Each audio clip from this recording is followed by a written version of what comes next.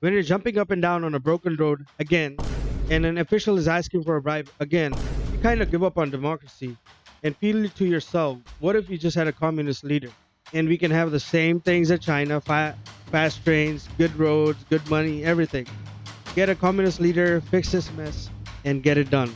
Here's why that impulse isn't completely insane, but following it would destroy everything we love. So here's the communist dream we imagine. Let's take a BPL Dalit boy, finally feeling like the world is noticing him. He would be the most benefited as communist ideologies start from the bottom up first. They speak for the weakest first. He is no longer an economic unit, but he is the moral center. Welfare is not a side project, it is the priority. He gets free education and scholarship based on merit, not because he's Dalit or because he is poor, but because he earned it. He, for the first time in his life, is not defined by his caste certificate. In the classroom, he is a student and a citizen. While studying, he's not worried about his parents falling ill. The commune provides universal health care. The mother's diabetes medicine is on time every time. No bills, no begging, just living. The daily life feels lighter. When the state owns everything, there's nothing private left to steal. The bureaucrat processing document doesn't ask for bribe. He simply does his job efficiently. Documents get processed in days, not months. The speed no longer depends on the size of your bribe. The roads are finally straight and smooth. You do not need a 50 lakh SUV to have a smooth drive. Even walking feels dignified when everything is clean and the public transport is on time and available. The noise of division stops. No more religion or caste dominating the news. No party uniting Hindus or rallying Muslims and Dalits for votes. No pandering to vote banks. Just politics, policy, and progress. The nation moves with clarity and singular purpose. Policy happens swiftly. No more years long debate while people suffer. Governance isn't about gridlock anymore, it's about action. He walks through his neighborhood and feels something unfamiliar. Security. Not just physical safety, but existential certainty. His family isn't just surviving, they're living, planning, and dreaming. And he thinks maybe this is what we have been voting all along. Maybe this is what India could have always been. This is the dream, this is the promise. But reality, as always, is a little bit more complex.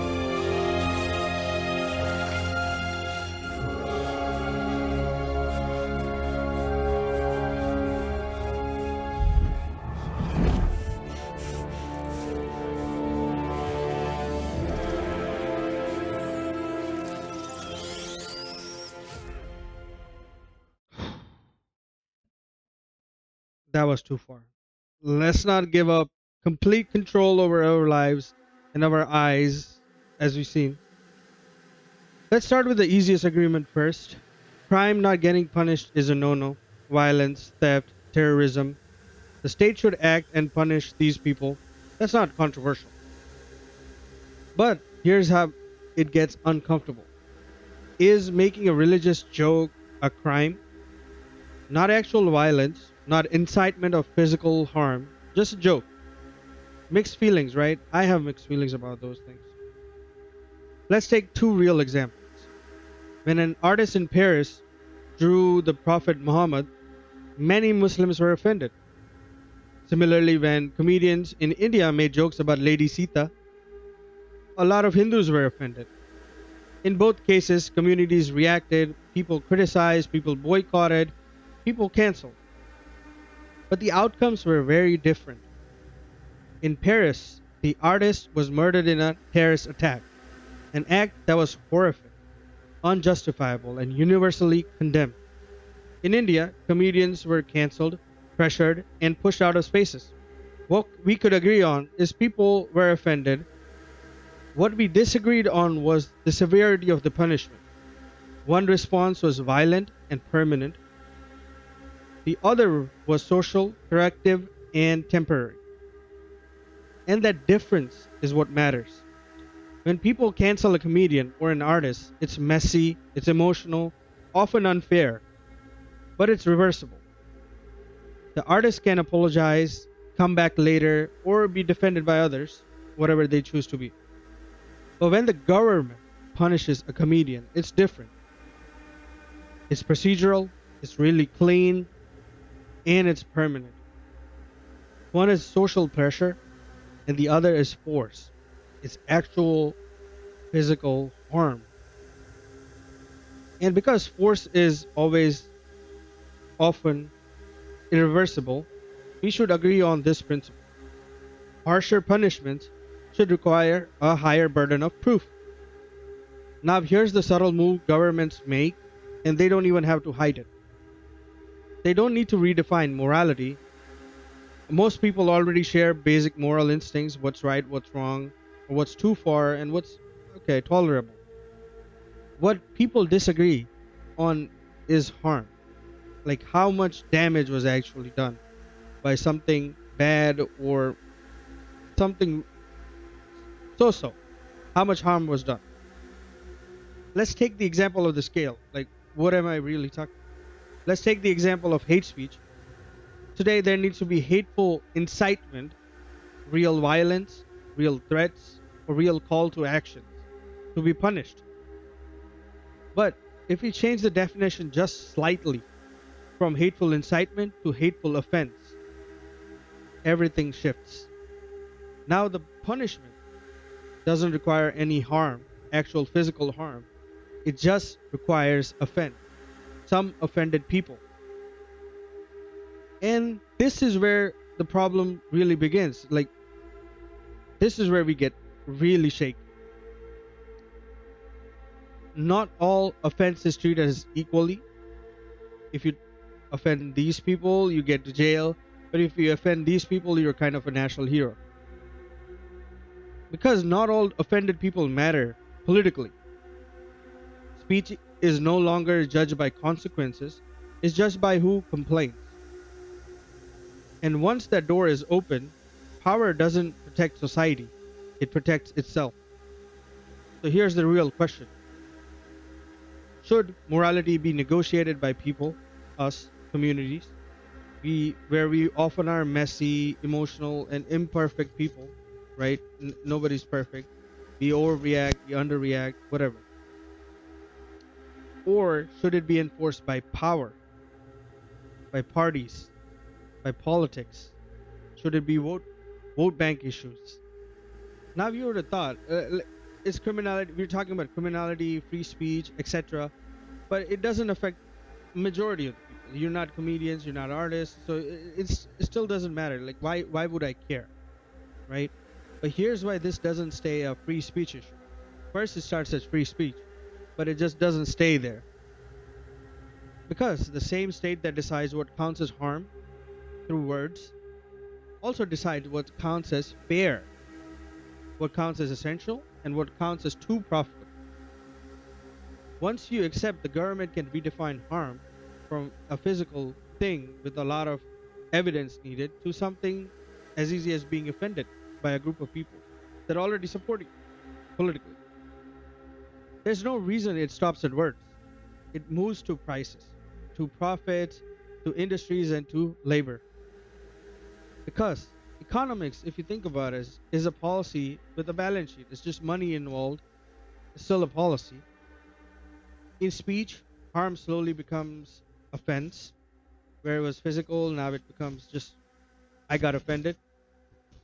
In economics, harm becomes exploitation. Just like offense, exploitation is often easy to allege. You can just say you're exploiting somebody. If you're making a profit, you're basically exploiting somebody. It's hard to define where it starts, where it stops, and impossible to measure without politics. If the political party has a agenda of taking them down, it's too profitable. If it's their supporters, it's probably okay. So then we have to think, who gets regulated in economy? Who gets taxed and who gets investigated if they avoid those things? So obviously, not everyone.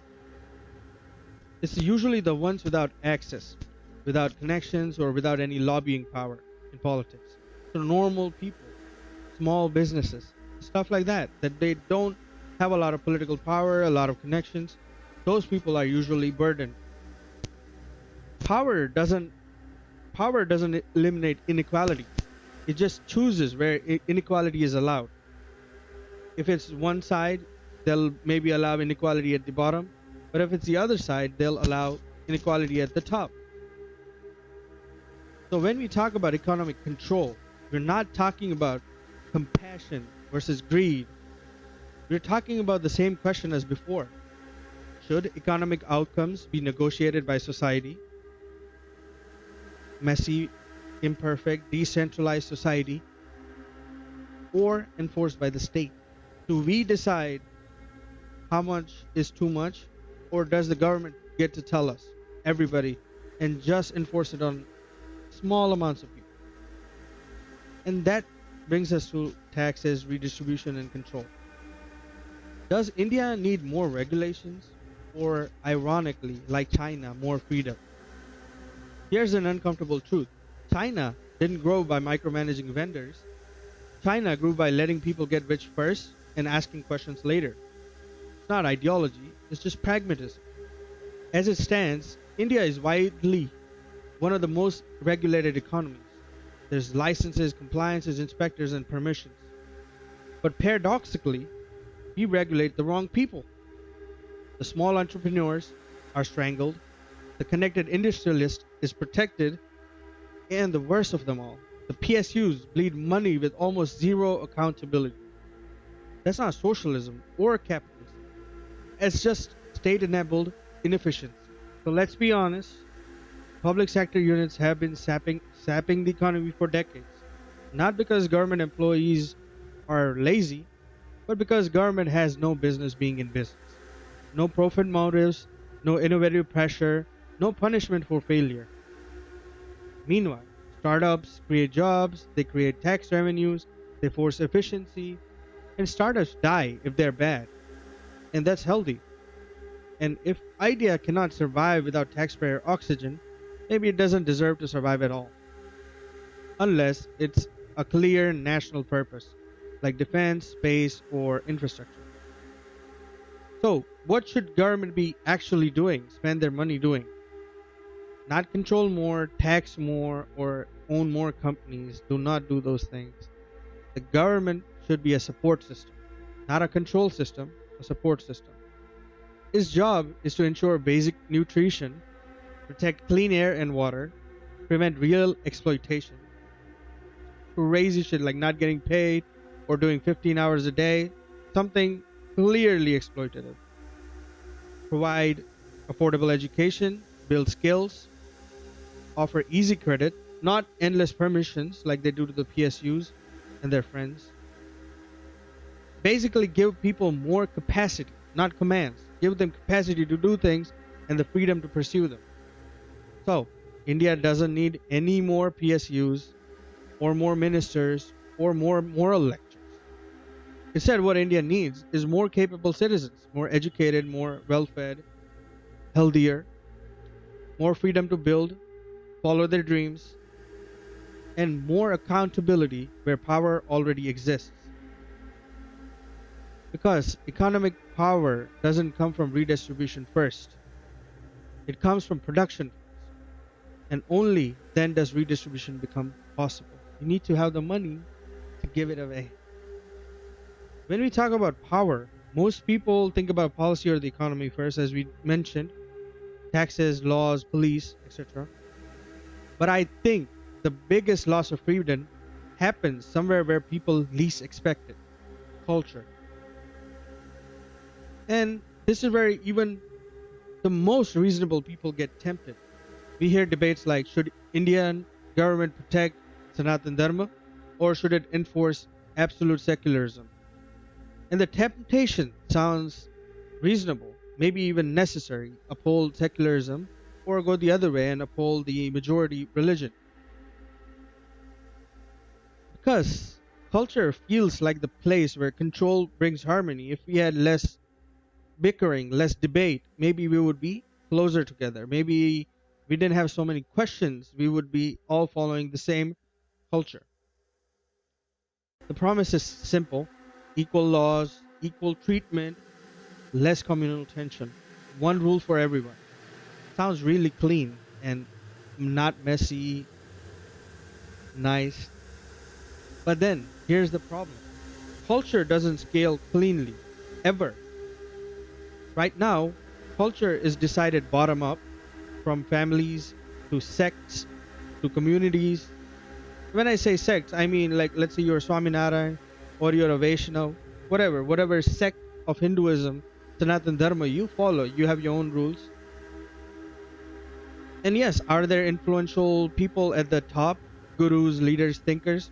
Yes. But the power they have is very voluntary. People observe them, they imitate them. Either they feel inspired or they don't. Simple. You follow them or you don't. You scroll up. No, no problem. But the danger begins when culture stops being negotiated and starts being enforced. The moment culture becomes political, it changes its nature. It's no longer about influence or truth, it's about power. Power, that's it. And the power doesn't flow sideways across everybody equally, it flows top down. Usually, the people on the top have the most power, and it gets trickled down and never reaches the bottom, basically. Now, what we have done is it's not gurus shaping culture, it's political parties. And their incentive isn't harmony, it isn't wisdom, it's division and control. Divide and rule. We've seen this movie before. Let me give you a simple example: food. Take eggs. Are eggs vegetarian or not? Don't know. But right now, different people answer that differently. Some eat them, some don't. Some Hindu sects allow it, and some strictly prohibit it. And that's fine, because decision scales locally. You can make your decision locally. You either follow your community, like your caste, or you either follow the guru you listen to, or your family rules, whatever it says on eggs. Now ask yourself, who should decide this? If egg is vegetarian or not, or if I can eat this kind of food or not? Does it get decided by a family, a sect, a city, or a nation? Because here's the turning point. The moment a cultural question becomes national, it stops being cultural at all. It becomes political. Completely different thing. Before it was me and you, now it's somebody above us telling us what to do. And politics doesn't ask what feels right to you, it tells you what you're allowed to feel. Right now, families and communities decide what feels acceptable to them. But under enforcement, people at the top decide what everyone else can't do. And this is why it matters. Local disagreement can coexist. If my friends eat eggs and I don't, everything is fine. We disagree, we still live, we're still friends. But the moment eating eggs becomes illegal, something changes. He's a criminal, and I'm not. And what could have been a household decision becomes a loyalty test. And a loyalty test destroys trust. A diverse country doesn't survive by choosing one culture, it survives by protecting many. Uniformity feels really stable, but pluralism, having a lot of cultures coexisting, actually is stable. That was a lot, so it's really scary in every arena, political, economic, or cultural, to give away power. So, if I want to take this home. We talked about a dark thought creeping in, and that same dark thought sits underneath all of this. That maybe diversity is the problem. Maybe we're too different to move forward. I'm not a bad person, I just want progress. I have that thought too, but history disagrees and with you. Take Rome, enormous, influential, and mostly deeply divided. Yup. Interestingly, they had many different tribes, many different languages, many different loyalties, and even many different gods. A walking contradiction packaged as an empire. One thing, just like India. And what kind of system did they choose? A republic? A republic where people outside the ruling majority still had a voice? They still had a stake in empire's survival? Because the system was not built on agreement, total agreement. It was built on rules, procedures, limits, and patience. They figured out something remarkable: how to live together without needing to be the same. Now, yes, Rome collapsed, but not because it was too diverse. It collapsed when power replaced process, when impatience replaced institutions, when shortcuts felt easier than restraint. And yet, even when Rome crashed and burned, its ideas survived. And some of the most important ones are citizenship, law, republics, and rights. Things we cannot imagine India today without. These ideas, they outlived emperors, they outlived any huge army, and we still live them. India is walking down the same civilizational path, a republic of disagreements, of beliefs, and of identities. And India is so close to greatness, not because we demanded sameness, or we fell in line, or we never spoke out of turn. Heck, we are the most out of turn people I know. We're kind of crazy. We love to debate, but we are close because we learned how to survive differences. Rome wasn't built in a day. India won't either. The real question is this: do we build patiently or do we give into shortcuts? History has already judged. A country grows stronger by arguing in public, not by enforcing silence in law.